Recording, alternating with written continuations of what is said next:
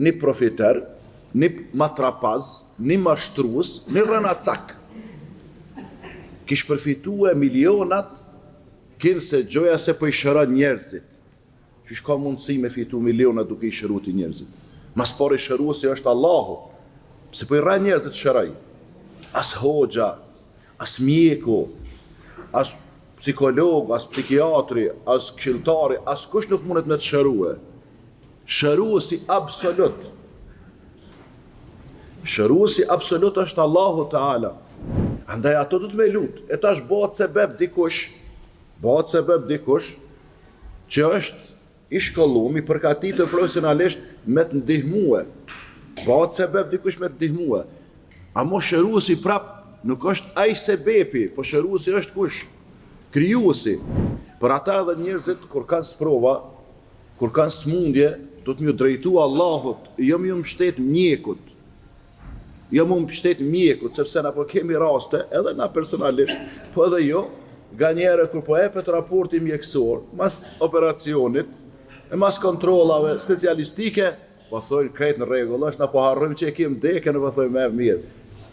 E pështaj Allah e shpërbleft, mjeku, profesora i tjetri, kur s'po shkon ja 2-3 ditë po të vdes trak.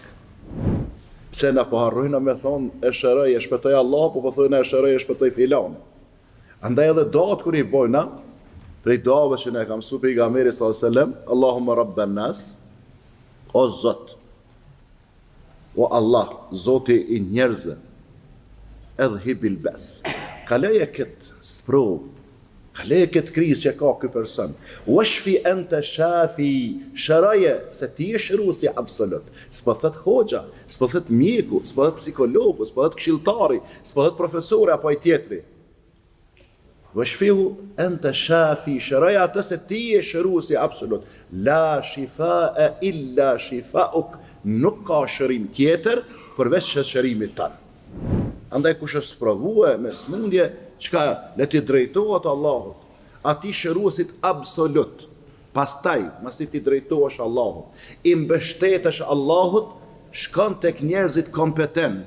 E je me shkutaj matrapazet që ka fitu milionat të të rajt njerëzit, edhe çka? Pe shëroj. Shëroj e marrë vetën tonë mas pare. Edhe paramendoj e pas një shkollë hiq. Se me u marrë me i trajtu njerëzit, ose du të me qenë. I shkollum në rafshin mjekësor, me qenë mjek, do një specialist, ose në rafshin shpirtnor, si që në hoxhalart, edhe të flet çka? Të flet me fjalë të Allahut, të flet me fjalë pejgamberit sallallahu alajhi wasallam, edhe diagnostifikon se nashta nuk je smundet e mjeku, po nashta runa Zot je i prekun për mësyshit. Mësyshi, a është hak mësyshi? Po, pejgamberi sallallahu alajhi wasallam na ka treguar. Edhe çka? I lexon disa sure nga Kur'ani, ati që është prej nga mësyshi, i lexon disa nga doat lutet që na i ka mësuar pejgamberi alayhis salatu wassalam, ai ka lënë Zoti din, na i mbështet me Zotin. Nëse mundem të thonë hajde këtu, se unë ti lexoj edhe shëroj, jo se s'më shëroj veten time. Ndoshta je i prekun prej magjisë. Po magji jo ashtu që shporrajnë ata, magjia e bardh, magjia e zezë, magjia e kuqe, magjia mudu, magjia vudu, ku ta diunë. Lëni më ato rana. Një magji është, një magji e keqe. Se s'ka magji të mirë, po dikush magji të bardha, bën dikush. Cila është magjia e bardh, po për me mnimue, jem do me gruën, me mbashkue, kum dështu në biznes, kum falimentue, e nashtë me magji të bardh, këthen.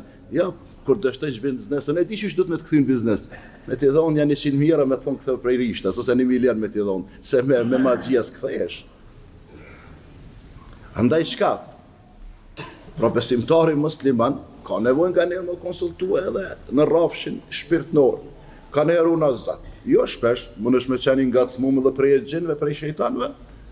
Edhe e keni provuar shumica në gjumë nga njerë kur ke qenë i ri, apo në moshën e mesme, apo bleshëi, sikur të prejë dikush, sikur një farë shqetësimi, sikur një farë frike, sikur një farë që po të kontrollon dikush, po të shef dikush, ka mundësi her pas here.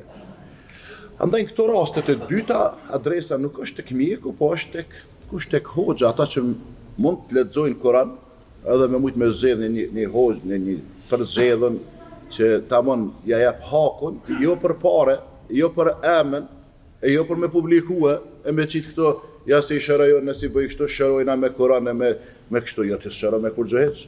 shërimin e bën Allahu. Ti mundesh më bë sebeb, mundesh më bë sebeb me këshillue, mundesh më bë sebeb me çka, me i lexu Kur'an, ama shërimin absolutisht as 1% nuk është në dorën tënde.